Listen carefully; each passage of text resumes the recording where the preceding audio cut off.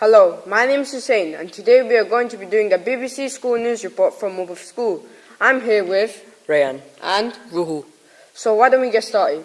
Scientists have discovered that many white Britons have DNA that is 45% French in origin. They also found that most white Britons are a quarter German in ancestry. They didn't find many links to Romans and Vikings. Wet wipe littering across UK beaches has increased by 50% in the last year. Southern Water said wet wipes were causing havoc with sewers in Kent. People worry that beaches could be ruined for everyone. People in the UK have a rare chance to see the Northern Lights this week. People have taken photos of it. The Northern Lights could coincide with a solar eclipse this Friday. Thank you for watching, and let's give it back to Ishtiaq and Solomon. Hello, my name is Ishtiaq and I am here today with Solomon. We are going to start off at the Childhood Museum. They have a dollhouse exhibition which has been opened recently. We are now going to head off to Imad, who is at the museum.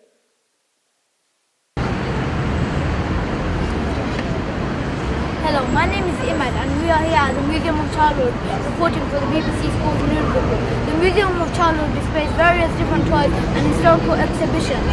The museum is part of a V&A, which is a larger museum in South Kensington. The exhibit we have come to see today is Small Stories, an exhibition all about dollhouses. Can you tell us what a curator does and how do you become a curator? Yeah, so my name is Alice and I'm the curator at the Museum of Childhood. My job is basically to look after all the objects that we have here in the collection and find ways to show them to our visitors and to share them with the world. So it might be putting on exhibitions like this Doll's House exhibition, or putting things on the website so that people around the world can see them. Can you tell us about the history of the museum? Yeah, so this museum was set up in the 1870s as a branch of the V&A, which is, as you said, at South Kensington, and it was set up to teach people in the East End about history, industry, art and craft, and we've got things that we still have here in the collection that date all the way back to 1870 and beyond. We see that you do a haunted doll's house tour. Yeah. Do you think that doll's houses and dolls can be potentially creepy? I think dolls can definitely be creepy, especially if you're in here late at night on your own and it's dark. And I think it's something to do with that in the past they used to use human hair to make wigs for the dolls and glass eyes, so they've got a real sense of life and personality, but at the same time they're inanimate objects. What will your next exhibition be and why? So at the end of Small Stories we take all of this down and we build a whole new exhibition, and it's going to be called On Their Own, and it's a story about how children from all through the 20th century were poor children who were in foster homes and orphanages were sent to all around the British Empire to try and find new lives, but unfortunately that a lot of them had very sad experiences. This is a very different exhibition than the one we've got now. Playing with dollhouses requires a lot of imagination. Do you think children nowadays have as much imagination? Doll's houses do take a lot of imagination, but the great thing about them is that they're inspiring objects, so it's easy to play with them. As soon as you look into a doll's house, your mind just starts sparking with things that could be happening in there, different characters and stories. So I think that children and adults find them inspiring, and yes, of course, children still have imagination. Do you think that doll's houses appeal mainly to girls, or can boys enjoy them too? Well, boys definitely enjoy doll's houses. My nephews have got a doll's house and they love it. But in the past, and even to today, doll's houses are associated with girls, and boys sometimes feel like it's not cool for them to play with it. But of course it is, because we all live in homes, we all think about homes, and to play and act things out is good for everyone. Thank you for your time. You're very welcome. Next up, we have a special report on the young mayor on Tower Hamlets election. The Tower Hamlets Young Mayor elections are due to take place this year. What is Young Mayor elections, you may ask? The Young Mayor's election is a representation of every young person across the borough. Every 2 years, one young person who lives and studies in Tower Hamlets is elected to be young, political and representative of the borough. This gives people a chance to engage in the world of politics and show local democracy. Also, the young mayor voices the opinion of the young people and what they think needs to change with the borough. The young mayor is required to serve a term of 2 years with a team of deputies. They are controlled by the Council's Young Services. Young people aged 11 to 18 are added to the electoral list for the young mayor's election, and they have an option to vote. This year's election is set to take place on the 28th of January 2015. We have interviewed young mayor candidate Hannah Hind to see her view on what it takes to be a position as the young mayor. Why do you want to become young mayor? Why I want to become young mayor? I want to get the voices heard of the youth. That is such a comical thing to say, but I actually mean it. I want to get us, the stereotype, to be kicked out, because we're not all ASBOs, we're not all offenders. We are actually young people, and our voices should be heard and our dreams should be achieved. We asked teachers at Morpeth School on why they think the young mayor's election was important. I think it's very important to have young mayors in the election process because the future of the country's government and policies that they make are reliant on young people stepping up to the mark. I think they're incredibly important because it's a good way to get young people involved with politics and thinking about broader important issues with society. I think it's important because it gives the kids a voice and it's good for politics. I think it's a good opportunity for young people to have a say in the community that they're living in. It starts to get them to think about some of the bigger issues, and being involved in the election process starts to get them ready to start voting in the bigger elections when they're adults, so that they're more prepared to take an active part in society. I think there should be the link between adults and political representation and young people, so it's a really good thing for young people. Hello, my name's Hussein, and today I'm going to be doing a BBC News report with 6th former Nisha. So let's get started. Who do you think is winning and why? Personally, I think that Hannah Hindi is winning, and the reason behind that is because she's in my school and I see her campaigning a lot, and I think she's really pushing herself to be the next young mayor candidate. Okay. Do you like the young mayor and why? Yeah, I do like the young mayor, and the reason behind that is because I think that they're a good representative for the young community, and they try and make a change. You're right. How did you find out about the young mayor? I found out about the young mayor through school. I found out about them through themselves campaigning. I found out through the bus stands where they're getting advertised. So, okay. Finally, if you were a young mayor candidate, what would you do to help the borough? If I was a young mayor candidate, I would try and encourage more students to go on to further education. I would also try and encourage them to stay in school and not drop out.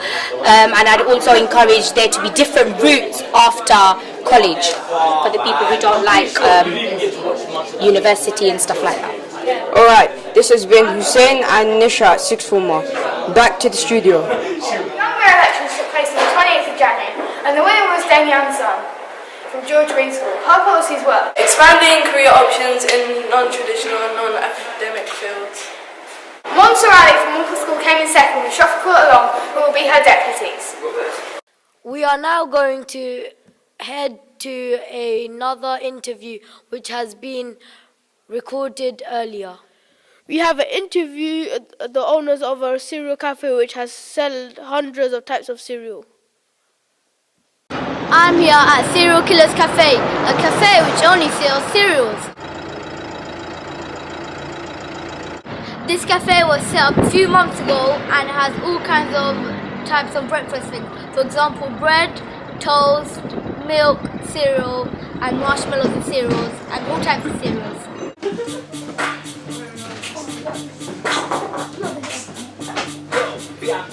Why did you come here to the cereal cafe today? Well, my friend here, she heard about it and she recommended that we check this one out because we both love cereal. Yeah, one of my friends came here and she told me you have to try it out because we're both addicted to cereal, so it's a perfect place. This cafe was set up in Brick Lane, a vibrant part of the Tower Hamlets community. Here to speak to the manager of the cafe and why he set up this cafe, and also to find out more things about cereal.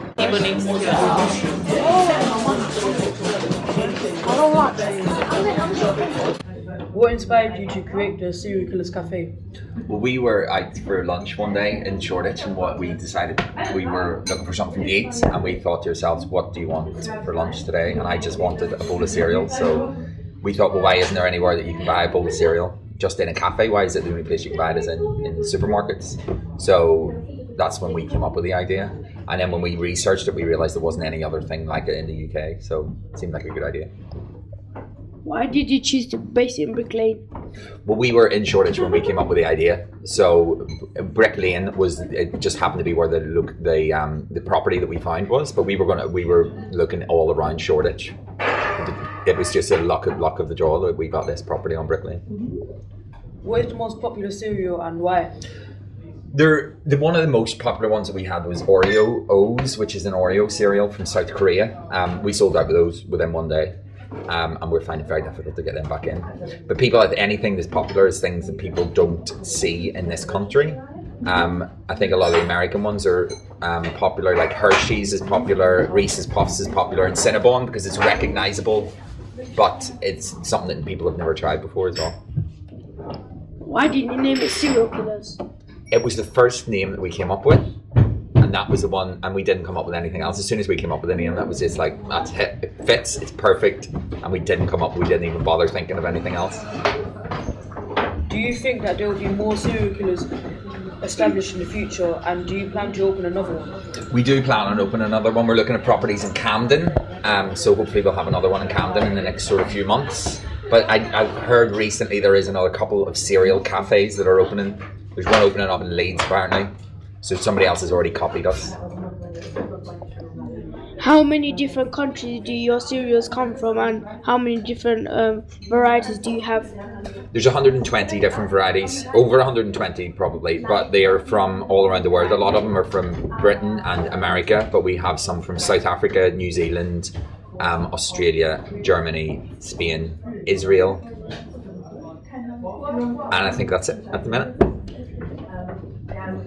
How many customers do you get a day regularly, and do you have any regular customers?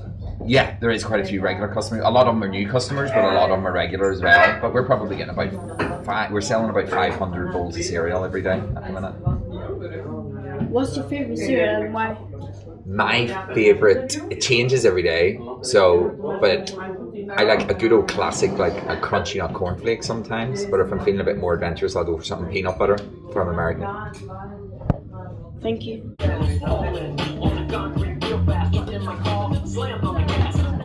Why did you come to Serial Killers? Well, I wanted to try all the flavours that they have to offer. So it reminds me of when I was a kid. And what do you think of it? I love it. Thank you for your time. You're welcome. Brick Lane is a very creative place. As you can see, there's a lot of street art.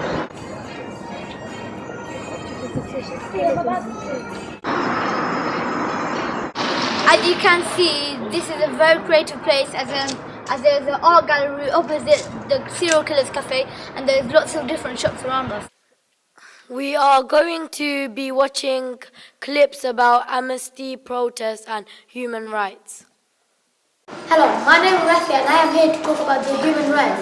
The aim of the Human Rights Act was to bring human rights home by making 16 of the freedoms and protections they helped write in the European Convention part of our law, the way we do things. The HRA puts legal duties on public authorities to respect the human rights in their decisions and action. This helps public officials like health and social care workers deliver better services and empower people to make sure they are trusted fairly, treated fairly. Hello, my name is Kadar, and this is my co-host Famu. We are interviewing Miss McNeil from Amnesty International Group at Morpeth School for the BBC School News Report. Miss McNeil, what is the purpose of this group's creation? We created this group to support the organisation Amnesty International, and their purpose is to, one, raise awareness of human rights abuses around the world, and two, to try to help stop those abuses. How are you feeling when you joined Amnesty International? Hopefully, I think students will feel like they're making a difference and taking part in the whole world events, and feel like they're part of a group that can make a change to stop cruelty that happens in the world. Who is part of this group? And the group's open to all students in Morpeth School, so it's from year 7 right up to year 13.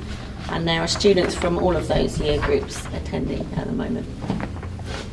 Why was it created? I think it was created to help students have somewhere where they could talk about things that were bothering them that they might have heard about in the news or from their families or friends. And I think I felt like in class time sometimes we don't have enough time to talk about issues that are happening around the world or human rights abuses, because we have to get through what we need to do for the exam quite a lot. What do you hope to do in this group? Well, our long-term aims are to shed light on human rights abuses and hopefully try and stop some of them. And to start doing that, we're going to have a Human Rights Week, which will be after half term, and we're going to have CPSHE lessons where teachers talk about what human rights are, who can benefit from them, and students from the group are going to go into assembly and talk to students that way. And we're also going to have some treasure hunts and quizzes, and some of the students in the group are going to take part in losing a right for the day, so they're going to either chain themselves to each other or lose the right to speak, for example. So we're hoping to let the whole school know about what human rights are and what they're entitled to. Thank you, Ms. Marks, Mr. McNeil, for letting us interview you. You're welcome. This has been the BBC School News Report interviewing one of the leaders of the Amnesty International group at Morpeth School. Thank you. We interviewed some of our teachers about what they think about human rights. Why do you think teaching about human rights to children is important? Because human rights are for everybody, no matter what age, what class, what ethnicity, gender, or everything. And I think teaching is an opportunity where we can teach that to everyone in our school. And if you grow up knowing that they're important for everybody, then you're going to see the world in a way that everyone is equal. And for me, that's why it's really important, because you, as students, are the next generation of people to shape the world for us in the future. And I think if you know what your rights are and the rights of other people, we can become a rights-respecting world and be a much better place for everybody. Why do you think some people around the world are trying to violate human rights? I think that's all linked to power, involving not only governments but also multinational companies. And where you have power and large amounts of money, I think people very quickly see human rights as being secondary and not quite as important as the riches that the power and the money bring. So if we can organise again peaceful demonstrations against those governments and companies, perhaps we can make a breakthrough. But also the other reason, because we're talking about power, it's very, very rarely publicised. You don't read about it in papers or the BBC or anywhere else. You have to actually go and search for it, which again I think makes the perpetrators feel as though they can get away with it. What is the most important human right to you? Education, of course. I think that education obviously is the most important one, because I think education gives everyone a voice and gives everyone power. And, you know, we've talked about educating everyone here about human rights. Without education, then I think people don't have the power to or the ability to stand up for what they believe in, because they don't know about, they're not enabled to know about what they should be fighting for. What is the most important human right to you? Well, there isn't the most important right. All your human rights are very important. The right to freedom of speech, the right to physical safety within a society, the abolition of torture, all those are fundamental rights. You also have rights such as the access to housing. A lot of people don't have proper houses in Britain, so that's very important. Housing, the right to a job, to a stable income. At the moment, a lot of people are on 0 hours contracts, which means that they only get, their employer rings them up on the day and he says he wants to use them for 8 hours or 5 hours, and they come in and earn that money, but they don't know if they're going to have a job tomorrow. That's not a very good situation. We have another story on the solar eclipse. Total blackout! Hi there and good afternoon. Today we'll be informing you about the solar eclipse. Scientists are getting really excited as the solar eclipse is going to happen tomorrow on Friday the 20th. For those of you out there who don't know what a solar eclipse is, it is basically when the moon is exactly in line with the sun and shadows exactly one part of the earth. The solar eclipse will leave the far side of Europe in darkness. If the weather is clear tomorrow morning, you can watch it, but make sure you wear protection. Solar eclipse glasses would do it. Also, another warning to all you selfie takers out there, do not take selfies of the eclipse as the reflection could hurt your eyes. If you miss this eclipse, don't worry, because the next total solar eclipse which will be able to view from Europe is going to be on August the 21st, 2017. If you are thinking about surfing soon, you should probably do it tomorrow, as there will be high tides due to a strong gravitational pull from the sun and moon. The reason there will be a strong gravitational pull is because the sun and the moon are aligned together. Thank you for watching. The UK general election is in 48 days and is taking place on the 7th of May. It's your chance to vote for who you think should run the country. Standing for the Conservative Party is David Cameron. Ed Miliband is standing for Labour. Nick Clegg is standing for Liberal Democrats. As of smaller parties, Nigel Farage is representing UKIP. Also, Nicola Sturgeon is running for SNP, the Scottish National Party. And finally, Natalie Bennett is the leader of the Green Party. According to the BBC's polls, as of 17th of March 2015, Labour is slightly ahead in the polls. Close second being Conservative, which means you might be seeing another coalition, only time will tell. Hello, my name is Shane and I'm going to be reporting on travel. There are no reported problems on the underground lines. However, this weekend there will be part closure for Jubilee District and the London Overground, but no service for Waterloo and City. So be prepared if you have any special events to go to. On the roads, Central London, Red Routes and A23 and the North Circular, all serious delays, but no exceptional delays on all other roads. There are no reported problems on any major airlines. There will be planned closure for the Emirates cable car between Monday the 16th to Sunday the 22nd due to planned maintenance work. That will be it for the travel update. Visit the BBC website for more information and tune in for the next travel update at 5 o'clock. Hello, my name is Rafi and I am presenting to you tennis and cricket latest updates. Murray beat unseeded a Frenchman, Adrian Manarino, 6-3 and 6-3, in what was the first meeting between the pair. The Scot will play Spaniard Feliciano Lopez in the last day. In cricket, as we all know today, a very big match in the cricket quarterfinals in England vs Bangladesh happened this morning. Today was the big match, Bangladesh vs India in the ICC quarterfinal, and we got the result, and India have won by 109 runs with a great score of 302. But Bangladesh couldn't fight back with a score of 193, so that means India are through to the semi-finals and Bangladesh are officially out. Hello, my name is Kadar and I will be reporting on the recent announcement of the WWE Hall of Fame inductees. 7 inductees have been announced for the class of 2015. They include Macho Man Randy Savage, a 2-time champion of WWF, 4-time WCW World Champion, 1-time Intercontinental Champion, and 1987 King of the Ring.